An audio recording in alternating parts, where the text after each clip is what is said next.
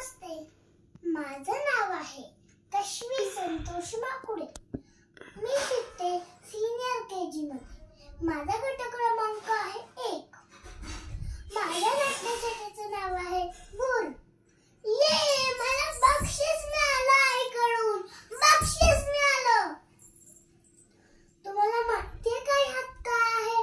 माझी सगळ्यात आवडती गोष्ट ड्रॉइंग बुक आणि स्केच पेन. मला चित्र काढायला खूप म्हणजे खूप आवडतं. काय म्हणता बक्षीस का मिळालं ते सांगू? सांगते ना. मी माझ्या फ्रेंड सोबत खेळत होते. माझे आबा म्हणतात फक्त मोबाईल नाही तर मैदानी खेळ पण खेळले पाहिजे.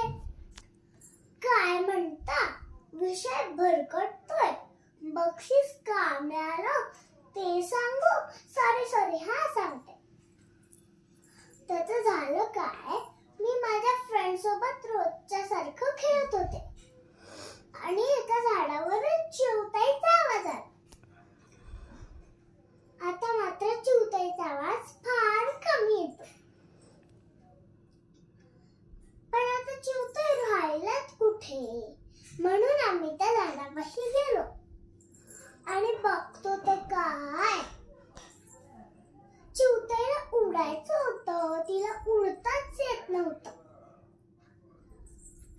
तशी चिवताई फार वर अडकली नव्हती. म्हणून सगळ्यांनी वेगळे उपाय सांगितले, पण काही उपयोग झाला नाही. तेवढ्यात मला आयडिया सुचली. आमच्या जवळ दंगेकर शॉपची सायकल होती. ती आम्ही त्याला आणायला सांगितली.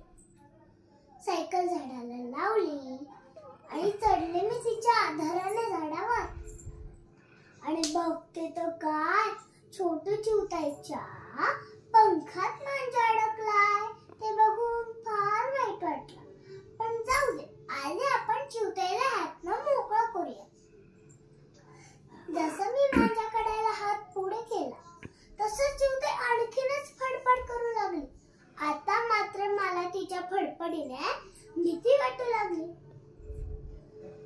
तेवढ्यात आईने सांगितलेलं आठवलं. जेव्हा आपल्याला भीती वाटते मोठा श्वास घ्यायचा असतो. भीती लगेच गुडूप जाते.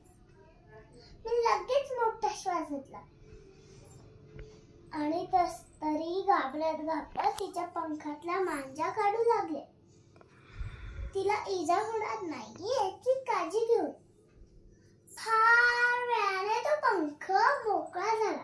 तशी चिवताई बुरडून गेली. खाली थांबलेल्या सगळ्यांनी टाळ्या वाजवल्या. मी मात्र रडायला सुरुवात केली. काय म्हणता, का रडायला लागली?